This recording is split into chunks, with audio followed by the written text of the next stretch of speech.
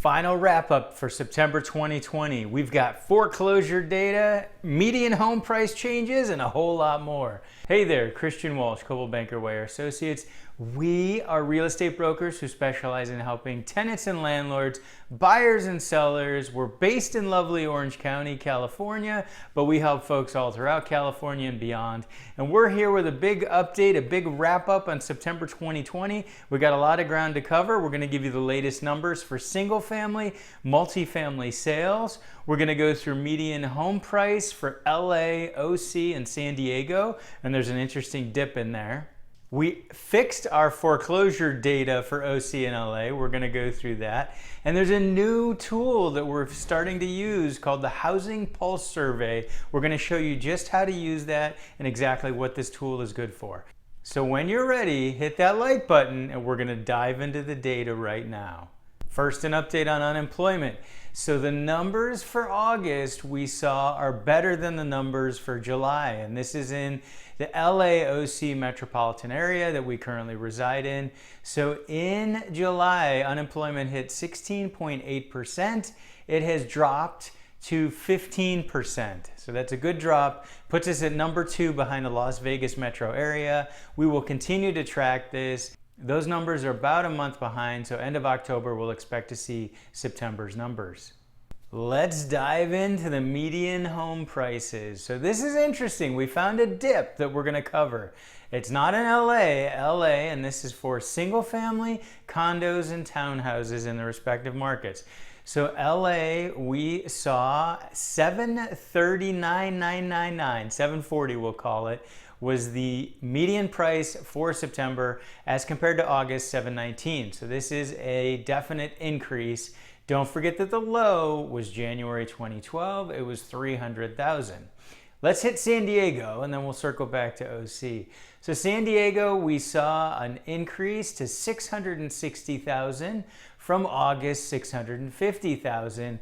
And the low point was August 2009, 241,250 was the median price. So you can see these median lows were well over double those low numbers. Now let's go into OC, and this is where we saw a dip, and it was a little bit of a surprise to me. In August, we hit a high of 800,000. We had a slight dip of 785 going into September. We will see how October plays out. I don't see this as a problem. These are still huge record numbers, and this is compared to January 2009 when it was 360,000. So again, we've doubled those numbers since the bottom of the market. So those are the median home prices. Now let's dive into our charts. Here we are with the Orange County single family market data. Time for a September recap. So here we go. Let me get out of the way of the data and let me show you here. So what's interesting, August we're up on escrows and sales and listings. We're down a little bit. But what is important to note is look at the number of escrows year over year and going back. So as we've said before, this is a time where the market tends to slow down, and you can see it. These September numbers from years past, it's slower. We are up at 40% roughly. That's a huge number of pending escrows that are up as compared to previous Septembers. So we're still moving up like this in Orange County. Let's go ahead and take a look at LA, and same thing, still moving up.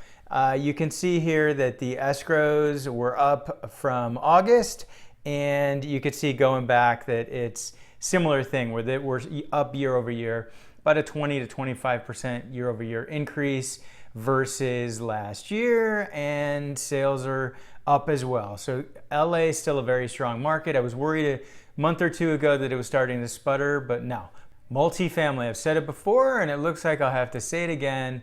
It is a tale of two markets where single family is going gangbusters, multifamily is just completely boring. You can see up above me here that we have just a normal market. Sales are pretty low, especially year over year, but years past they've been that low.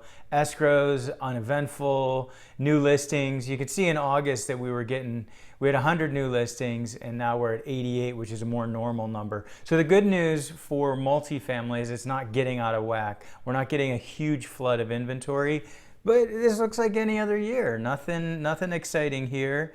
And LA, again, many times more, about 10 times more as far as the volume goes. But you can see actually sales are up there. Escrows are up a little bit, but again, not out of whack. And new listings are up, and that will continue to track and see. But getting over 900 listings like that is atypical. And here's the thing, in LA, there's an eviction moratorium. If you can't pay rent due to COVID-19, there's a local moratorium for LA, and that is going to prevent landlords from removing tenants that can't pay. Now, the state has AB 3088, which we've discussed in other videos, but the LA eviction moratorium is more stringent than the statewide eviction moratorium. So that has proved difficult for landlords. And if landlords are getting to the point where they can't carry the property anymore and want to sell, you could end up with a case where there's too much inventory on the market and we start to see some price drops. So new listings, we're going to have to watch this number very, very carefully to see where that trends. As promised, our foreclosure data, and we have to apologize. If you remember the first video where we talked about foreclosure data, we said something didn't seem right with the numbers and we're going to talk to our title rep. Well, we did. We talked to our title rep. The software went through an update and we now have accurate numbers. So the numbers were lower than they should have been for past years, and we apologize for that. But now we have the accurate data, and we'll keep this data going forward. And you can see that we're low. We're very, very low in Orange County, and you'll see the same thing in LA, that this year the numbers are way down. And that is not accidental. There were various foreclosure moratoria that were put in place. So foreclosures haven't been moving forward because of COVID-19. And look at the levels going back to 2009. Those are the crazy years where foreclosures just continue to mount. We're not there by far. We're way off of there. Even year over year, we're down 70%. According to ADAM data for the state of California. So foreclosures are low. So what's interesting about this dynamic is that means that we're going to have to make up. I mean, we're not at a normal market. So any normal market, there are going to be foreclosures, and you can see the numbers. And then same thing for LA. You can see the numbers, again, more just because LA is bigger. But they're down dramatically. And we're going to have to catch up on those because without COVID, people are still going through foreclosure. But layering in COVID, there's going to be more foreclosures. And I know that the forbearance plans are helping some folks, but there's people who won't take advantage of forbearance. There's those who won't qualify. And you can see these numbers are low. They're going to have to catch up. We're discussing the numbers for September here, as mentioned. So it's important to do the math. So the notice of default is filed the soonest at 120 days after a payment's missed. So if you subtract 120 days, those are folks who are missing payments in May. The notice of trustee sale is an additional 90 days. So if you do that math, those are folks who were missing payments in February. So the notice of trustee sale, these numbers don't reflect COVID yet. So that's what you need to understand, that COVID obviously didn't hit until March. The notice of default, those folks reflect May, but again, we had forbearance plans go into place, the CARES Act, and banks in general just slowing down. So what I envision is as we move forward the next few months, we're going to start to see these numbers increase, not dramatically. But this is, again, a lot of people didn't take advantage of forbearance. I've heard that up to 60% of people who were eligible for forbearance did not take advantage of it and may end up in foreclosure. So it's important to look at these numbers, see that they're low, see that we're going to have to catch up to normal foreclosure numbers, and that we're going to continue to see numbers compound and see the numbers increase as COVID-19 is taken into account. So there is the latest foreclosure data. Here are the things you need to keep watching in this market, and we're tracking these with you. So unemployment obviously is a big one. We did see those numbers go down slightly. Let's see how those continue, and let's hope they continue this way. But still, a lot of Californians who are out of jobs right now. Another big one is the non-payment of rent. So we've done a series on AB 3088, and that discusses what landlords and tenants must do when they can't pay rent due to COVID-19. We're hearing some differing numbers. We hear at some places are saying it's 5% that aren't paying rent. I've heard 10%. I've heard as high as 30% in the Inland Empire. So those are important numbers to watch. If tenants can't afford their rent and landlords aren't able to get them out, we've got a clash of two different worlds. So that's another important thing to watch. We have a link below for another important thing to be keeping an eye on, and that is FHA loan defaults. So FHA loans are considered the canary in the coal mine. These folks who have an FHA loan tend to have the lowest amount of equity because they're lower down payment loans.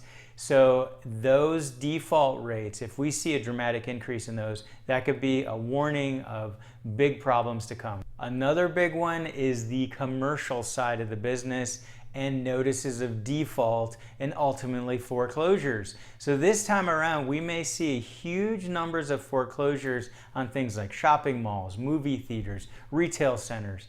This could be a very different dynamic from what we saw last time, which was mostly driven by residential, because it was residential loans that drove us into the problems we had in the last downturn.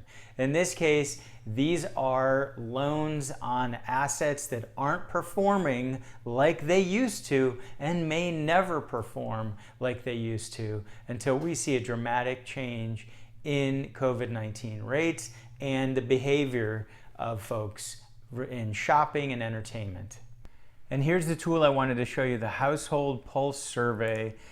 Give you a quick overview, and I've included a link below so that you can take a look, play with the data, and see what you think. So the U.S. Census Bureau is compiling and reporting this data. This is for September 16th through September 28th. And this survey allows us to dive in and kind of get the zeitgeist, see how people are feeling due to COVID-19. And there's some sad numbers. So you can sort it by state or metro area. I have it sorted right here. This is week 15, like we said, metro areas, and you can see where folks are most worried about different things. So expected loss in employment income in Los Angeles, Long Beach, Anaheim, so OC LA metro area, that's where we have dramatic numbers.